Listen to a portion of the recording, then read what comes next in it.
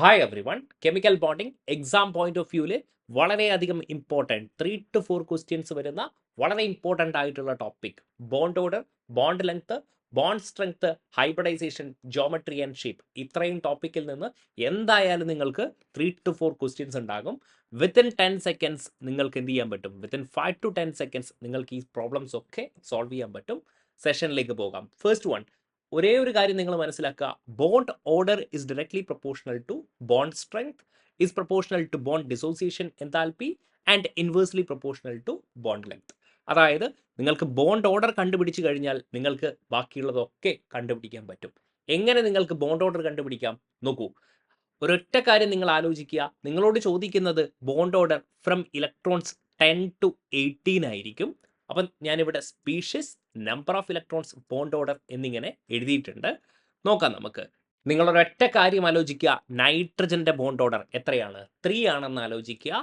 നൈട്രജന്റെ electron എത്രയാണ്? Number of electron 14 ആണ്. 13 വരുമ്പോൾ ഒരു 0.5 ഡിക്രിമിനന്റ് ചെയ്യുക.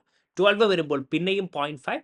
ഇങ്ങനെ 0.5 നിങ്ങൾ ഡിക്രിമിനന്റ് ചെയ്ത് പോവുക.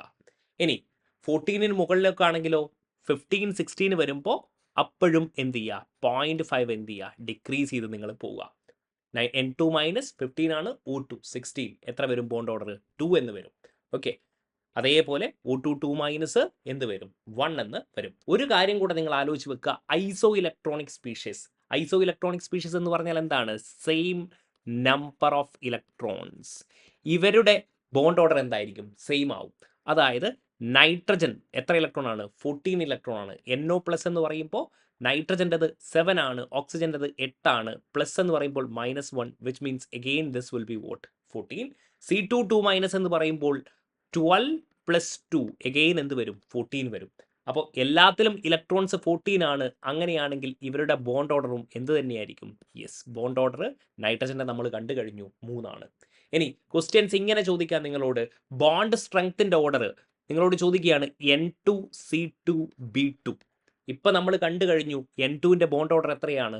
3 ആണ്. C2ൻ്റെത് 2 ആണ്. B2ൻ്റെത് എന്താണ്? 1 ആണ്. ഇവിടെ നിങ്ങൾക്ക് കാണാൻ പറ്റും. അല്ലെങ്കിൽ എന്ത് ചെയ്താൽ മതി? 0.5 ഡിക്രിമിനന്റ് ചെയ്താൽ മതി. അങ്ങനെയാണെങ്കിൽ ബോണ്ട് സ്ട്രെങ്ത്തിൻ്റെ ഓർഡർ ഇങ്ങനെയായിരിക്കും. ബോണ്ട് ലെങ്ത് ആണെങ്കിലോ നേരെ ഇൻവേഴ്സ് ആയിരിക്കും അല്ലേ? ബോണ്ട് ഓർഡർ 3 to 1 ആണെങ്കിൽ ബോണ്ട് ലെങ്ത് എന്തായിരിക്കും? നേരെ ഇൻവേഴ്സ് ആയിരിക്കും. Bond ലെങ്ത്തിന്റെ order N2 C2 B2 എന്ന് നമുക്ക് എഴുതാൻ പറ്റും. അടുത്ത ടൈപ്പ് ചോദ്യം, ഒരു കോമ്പൗണ്ട് തരും, എന്നിട്ട് ചോദിക്കും പാരാമാഗ്നറ്റിക് ആണോ ഡയാമാഗ്നറ്റിക് ആണോ എന്ന്. Let's say NO. ഓക്കെ, NOയിൽ എത്ര ഇലക്ട്രോൺ ഉണ്ട്? 7 + 8 15 electrons. If molecule has odd number of electrons, എപ്പോഴും അവരെന്തായിരിക്കും? പാരാമാഗ്നറ്റിക് ആയിരിക്കും. പക്ഷേ if molecule have even electrons like N2, അവരെന്തായിരിക്കും? ഡയാമാഗ്നറ്റിക് ആയിരിക്കും. എക്സെപ്ഷൻ ഉണ്ട്. B2വും അതേപോലെ O2. B2വിൽ എത്ര ഇലക്ട്രോൺ ആണ്? 10 ഇലക്ട്രോൺ ആണ്. O2വിൽ 16 ഇലക്ട്രോൺ ആണ്. ഇവരെപ്പോഴും എന്തായിരിക്കും? പാരാമാഗ്നറ്റിക് ആയിരിക്കും. ബാക്കി ഈവൺ ഇലക്ട്രോൺ ഉള്ള എല്ലാ സ്പീഷീസും എന്തായിരിക്കും? ഡയാമാഗ്നറ്റിക് ആയിരിക്കും. Like N2 C2 F2 etcetera. Okay, B2 O2 എന്തായിരിക്കും? പാരാമാഗ്നറ്റിക് ആയിരിക്കും. Even though they contain even number of electrons. അടുത്തത് എന്താണ്? ഹൈബ്രിഡൈസേഷൻ. ഹൈബ്രിഡൈസേഷൻ എങ്ങനെ കണ്ടുപിടിക്കാം? സ്റ്റെറിക് നമ്പർ വെച്ചിട്ട് അല്ലേ? സ്റ്റെറിക് നമ്പർ എങ്ങനെയാണ്? നമ്പർ ഓഫ് സിഗ്മ ബോണ്ടും നമ്പർ ഓഫ് ലോൺ പെയറും നിങ്ങൾ ആഡ് ചെയ്യുക. 2 ആണ് കിട്ടുന്നതെങ്കിൽ sp3 ആണെങ്കിൽ sp2, 4 ആണെങ്കിൽ sp3, 5 ആണെങ്കിൽ sp3d, 6 sp3d2 ആൻഡ് 7 sp3d3. ഒരു പ്രോബ്ലം നമുക്ക് ചെയ്തു നോക്കാം. CH4 എങ്ങനെയാണ് കണ്ടുപിടിക്കുക? ഹൈബ്രിഡൈസേഷൻ. കാർബണിന്റെ വാലൻസ് ഇലക്ട്രോൺ എത്രയാണ്? 4 ആണ് അല്ലേ? 4 ആണെങ്കിൽ ഹൈഡ്രജനുമായി 4 സിഗ്മ ബോണ്ട് ഫോം ചെയ്തിട്ടുണ്ടാവും. ബാക്കി ഇലക്ട്രോൺ ഒന്നും തന്നെ ഇല്ല. എന്തായിരിക്കും? 0 ലോൺ പെയർ 4 ആയിരിക്കും. sp3 hybridisation. sp3 ഹൈബ്രിഡൈസേഷൻ എന്ന് പറഞ്ഞാൽ ജിയോമെട്രി എന്തായിരിക്കും? ടെട്രാഹിഡ്രൽ ആയിരിക്കും. ഇനി SF4 വാലൻസ് ഇലക്ട്രോൺ ഓക്സിജന്റെ ഫാമിലിയിലാണ് അല്ലേ? 6 ആണ്.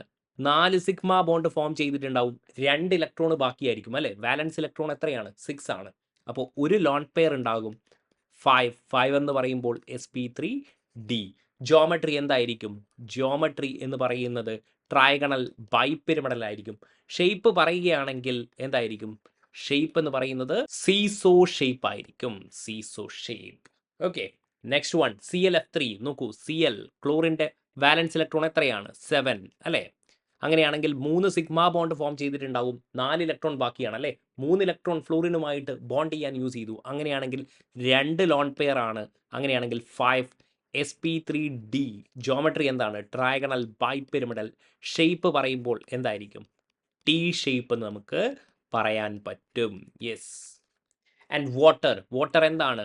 ഓക്സിജൻ എത്ര വാലൻസ് ഇലക്ട്രോൺ ആണ്? 6 വാലൻസ് ഇലക്ട്രോൺ ആണ് അല്ലേ.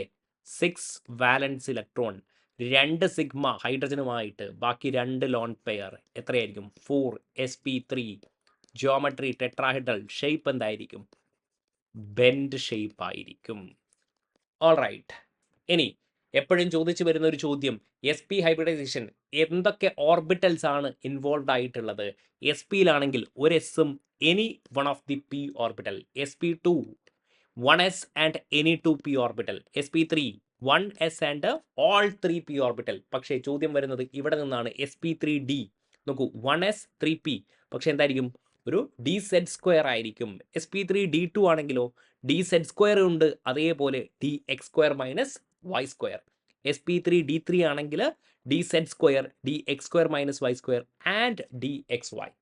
ഈ ഷോർട്ട് ട്രിക്കുകൾ ഉപയോഗിച്ചാൽ നിങ്ങൾക്ക് എല്ലാ പ്രോബ്ലംസും വിത്തിൻ 5 to 10 സെക്കൻഡ്സിൽ സോൾവ് ചെയ്യാൻ പറ്റും. കാര്യങ്ങളൊക്കെ മനസ്സിലായിട്ടുണ്ടെന്ന് വിചാരിക്കുന്നു. Thank you for watching.